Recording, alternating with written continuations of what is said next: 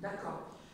Alors, l'élément perturbateur, c'est le premier événement qui va déclencher une série d'événements et ça va changer cette situation qui était stable. On l'appelle l'élément perturbateur. D'autres livres l'appellent aussi l'élément modificateur, c'est-à-dire qui va changer, qui va déstabiliser, qui va modifier ce qu'on appelle la situation initiale qui était stable. Donc, ce récit, l'élément perturbateur, c'était quoi? C'est quand l'enfant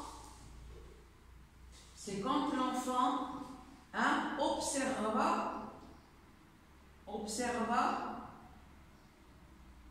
bien sûr la chose noire qui suivait le bateau. C'était ça le moment qui a changé le cours de cette histoire, qui a bouleversé cette sortie, cette promenade qui était tranquille. D'accord? Ensuite, la deuxième partie, alors cet élément, qu'est-ce qu'il fait? Alors, il va déstabiliser la situation initiale, il va aussi ouvrir à une série d'événements. Alors, là, c'est les différents événements. C'est quoi les différents événements dont ce récit, hein? Les différents événements, c'est quoi? Alors, après avoir vu cette chose noire par l'enfant, qu'est-ce qui s'est passé? Il s'est passé beaucoup de choses. Donc, d'abord, le papa était étonné, il n'a pas cru au début son fils, d'abord. Ensuite, qu'est-ce qu'il a fait? Il est passé à vérifier est-ce que réellement cette chose noire existe. Ensuite, quand il a confirmé que cette chose est là, en train de suivre le bateau, il est devenu comment pâle, ça veut dire choqué. Qu'est-ce qu'il a fait? Il a tout de suite décidé de rentrer au port pour sauver son fils. Alors, vous avez ici, pour la deuxième partie A, B, vous avez le C, pardon.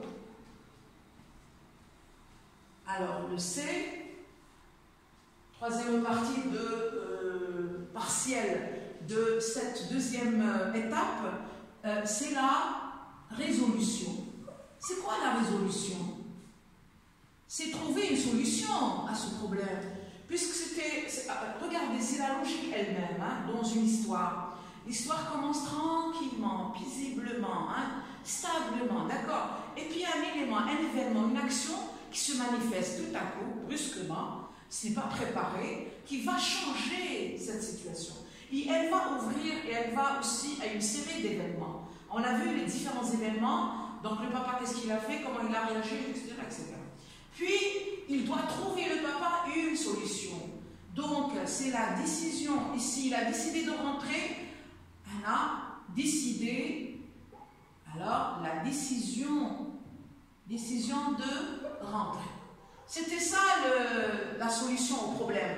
Ce n'était pas d'attaquer le monstre, ce n'était pas de plonger et aller vers le monstre, mais c'était de faire demi-tour pour sauver son fils.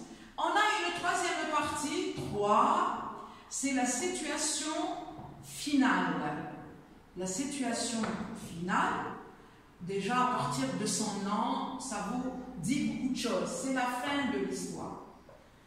La fin de l'histoire. Attention, parfois cette situation, elle n'est pas vraiment finie. Hein. Ce qu'on appelle en anglais open end. C'est une fin qui est ouverte. On peut imaginer autre chose. Chacun peut imaginer la fin de cette histoire. Là, on ne peut pas imaginer parce que l'histoire, elle se termine dans d'autres extraits, donc elle est là, dans le livre. Mais il y a une fin pour ce premier extrait. C'était le retour. C'est quoi la fin de ce premier récit? C'est le retour carrément au port. Le retour au port. C'est l'entrée à la maison. C'est bon, ils sont rentrés à la maison.